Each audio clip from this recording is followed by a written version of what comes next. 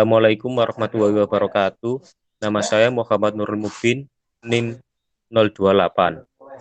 Saya akan mempresentasikan resume peraturan dan tata kelola K3 Undang-Undang Nomor 1 Tahun 1970, Undang-Undang RI Nomor 13 Tahun 2003 tentang ketenaga kerjaan, PP Nomor 50 Tahun 2012, ISO 45001 2018,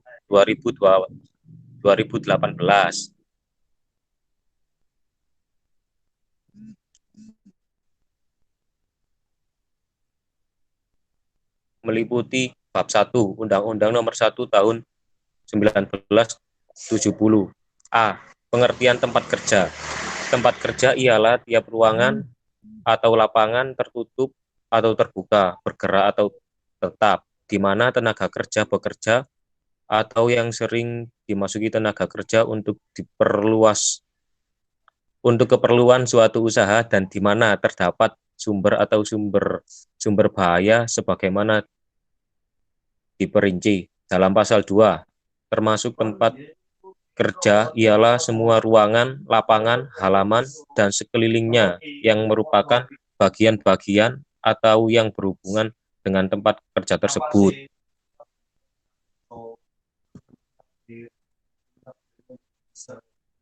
B. Tujuan.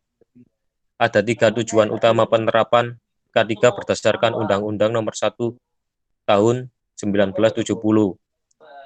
Antara lain, 1. Melindungi dan menjamin keselamatan setiap tenaga kerja dan orang lain di tempat kerja. 2. Menjamin setiap sumber produksi dapat digunakan secara aman dan efisien. 3. Meningkatkan kesejahteraan dan produktivitas nasional. C. Dasar hukum. Penerapan K3 memiliki beberapa dasar hukum pelaksanaan. UU Nomor 1 Tahun 1970 tentang keselamatan kerja, yaitu 1. Tempat di mana dilakukan pekerjaan bagi suatu usaha. 2. Adanya tenaga kerja yang bekerja di sana. 3. Adanya bahaya kerja di tempat itu.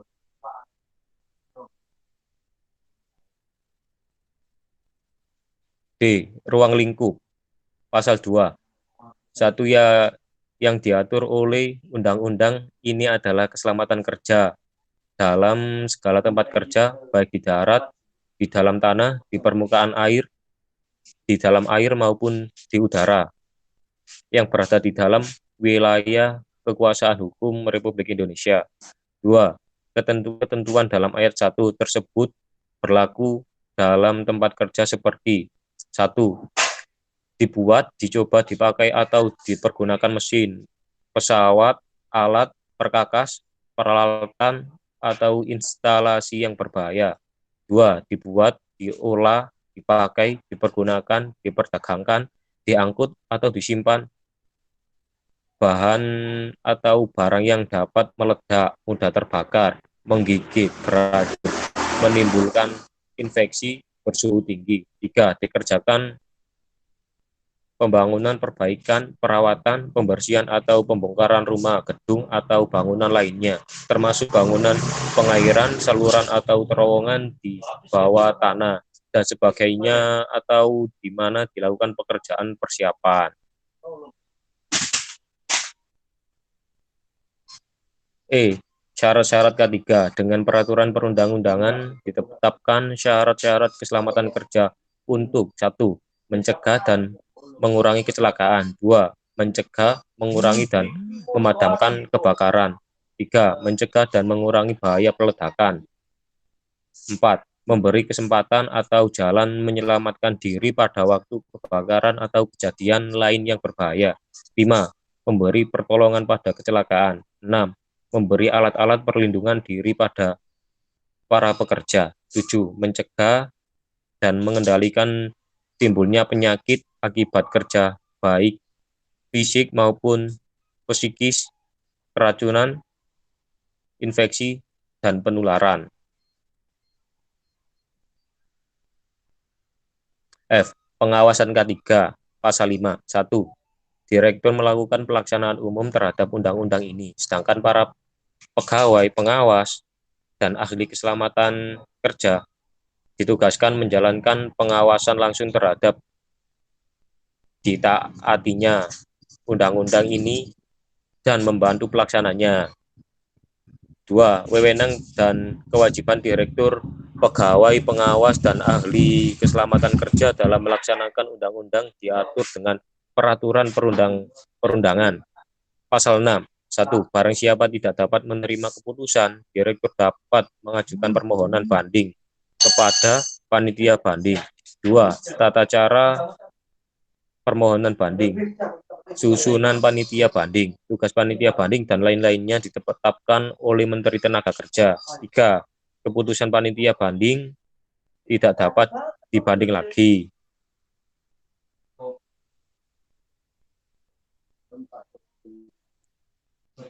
Pembinaan K3, Pasal 9. A. Pengurus diwajibkan menunjukkan dan menjelaskan pada tiap tenaga kerja baru tentang kondisi-kondisi dan bahaya-bahaya serta yang dapat ditimbulkan dalam tempat kerjanya. 2. Semua pengaman dan alat-alat perlindungan yang diharuskan dalam tempat kerjanya. 3. Alat-alat perlindungan diri bagi tenaga kerja yang bersangkutan. 4. Cara-cara dan sikap yang aman dalam melaksanakan pekerjaannya. B.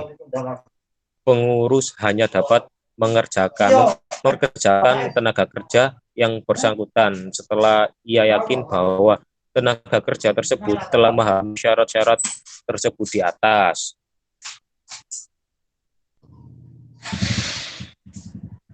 H. Ketentuan pelanggaran.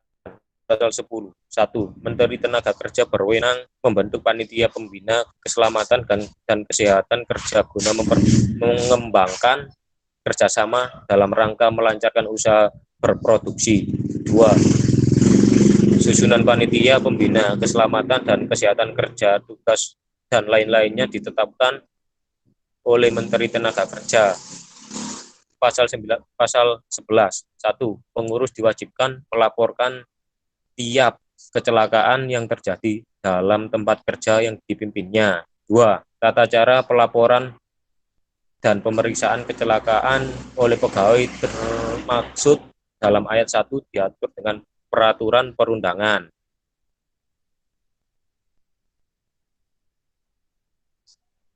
Peraturan pelaksanaan. Pasal 15. 1. Pelaksanaan ketentuan tersebut pada pasal-pasal di atas diatur lebih lanjut dengan peraturan perundangan. 2. Peraturan perundangan tersebut pada ayat 1 dapat memberikan ancaman pidana atas pelanggaran peraturannya dengan hukuman kurang lebih 3 tahun 3 bulan atau denda setinggi-tingginya 100.000. 3. Tindak pidana tersebut adalah pelanggaran. Bab 2. Dasar-dasar keselamatan dan kesejahteraan. A. Tujuan. K3. K3 merupakan bentuk perlindungan bagi kesehatan, keselamatan kerja, serta bagi sumber-sumber produksi perusahaan. Bila dijabarkan secara lebih konkret, tujuan K3 sebagai mana dikutip dari buku Manajemen Sumber Daya Manusia Perusahaan adalah sebagai berikut. 1. Agar setiap pegawai mendapat jaminan keselamatan dan kesehatan kerja, baik secara fisik, sosial, dan psikologis. 2. Agar setiap perlengkapan dan peralatan kerja digunakan sebaik-baiknya, selektif mungkin. 3. Agar semua orang produktif dipelihara. 4. Agar adanya jaminan atas pemeliharaan dan peningkatan kesehatan gizi pegawai.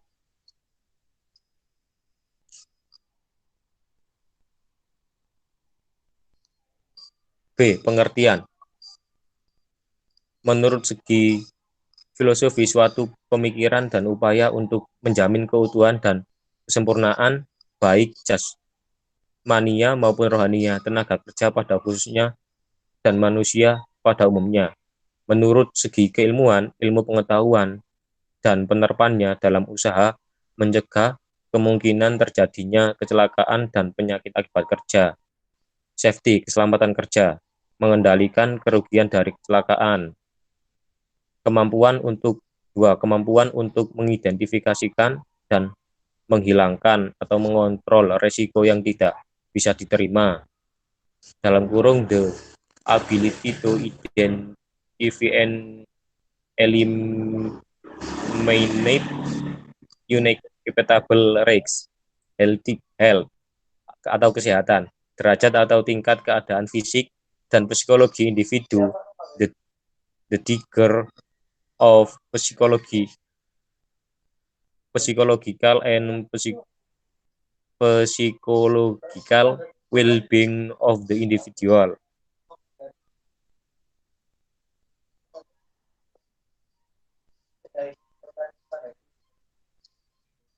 C. Prinsip dasar pencegahan kecelakaan.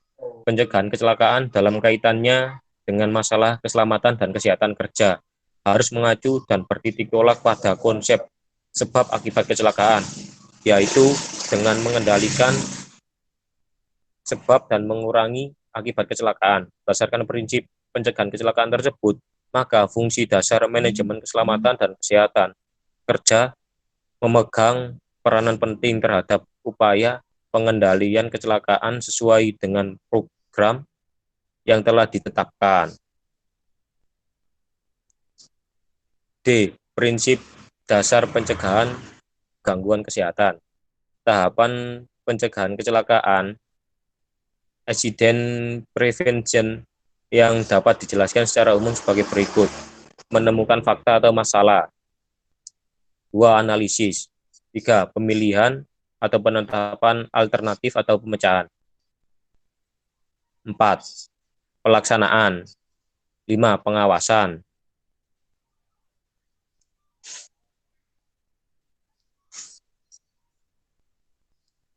Metode pencegahan kecelakaan kerja dan gangguan kesehatan.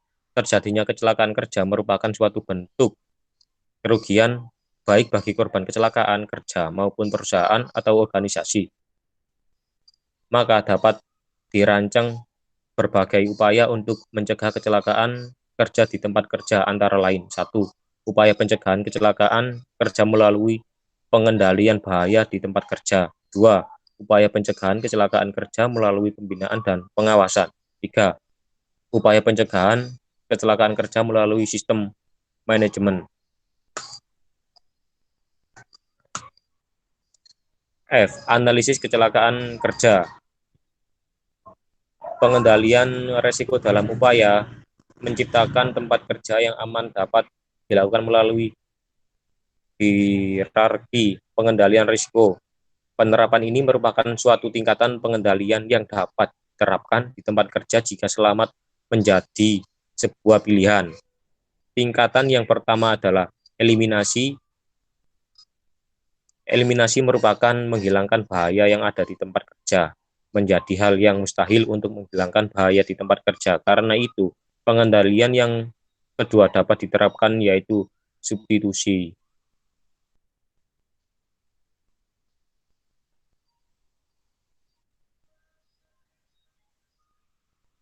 Bab 3. Sistem manajemen K3. A. Kebijakan K3.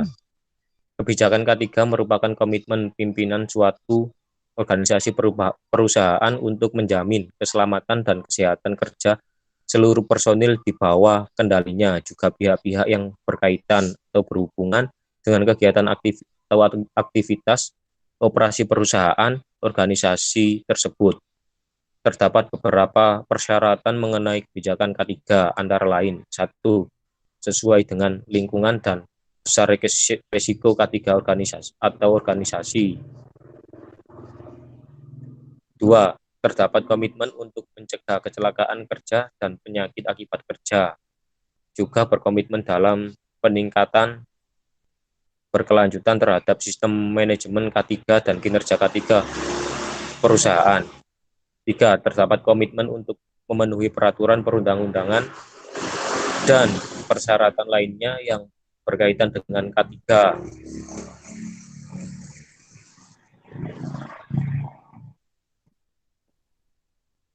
B. Perencanaan ketiga. Dalam perencanaan ketiga haruslah memenuhi pemenuhan terhadap kebijakan yang ditetapkan yang memuat tujuan, sasaran, dan indikator kinerja penerapan K3 dengan mempertimbangkan penelaahan awal sebagai bagian dalam mengidentifikasi potensi sumber bahaya, penilaian, dan pengendalian risiko. C. Pelaksanaan K3.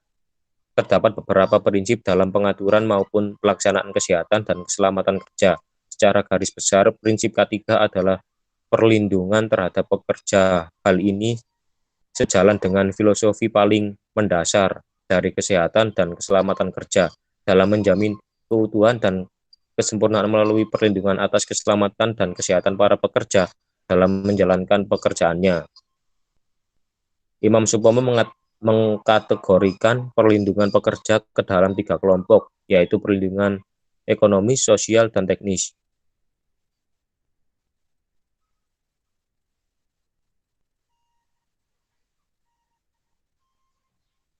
D. Evaluasi K3, mapping. Ada 4 bagian, yaitu A. Area, B. Works atau text, C. Materials atau equipment, D. Person. 2. Identification. 3. Listing. Perbaikan K3. Tahap evaluasi peraturan K3 dapat dilakukan secara kuantitatif maupun kualitatif. Evaluasi peraturan K3 ini dapat dilakukan tiap lokasi kerja atau jenis pekerjaan yang sudah kita kelompokkan pada tahapan mapping di awal. Keuntungannya adalah kita dapat mengetahui tingkatan pemenuhan peraturan perundangan di tiap-tiap lokasi. Proses evaluasi ini melibatkan unsur pekerja, manajemen, dan personil di luar HSE untuk mendapatkan informasi seluas-luasnya.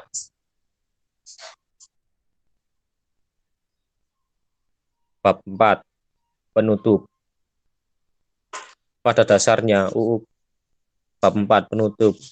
Kesimpulan, pada dasarnya UU Keselamatan Kerja yang digunakan untuk mencegah terjadinya kecelakaan kerja menjamin suatu proses produksi berjalan teratur dan sesuai rencana, dan mengatur agar proses produksi berjalan teratur dan sesuai rencana, dan mengatur agar proses produksi tidak merugikan semua pihak.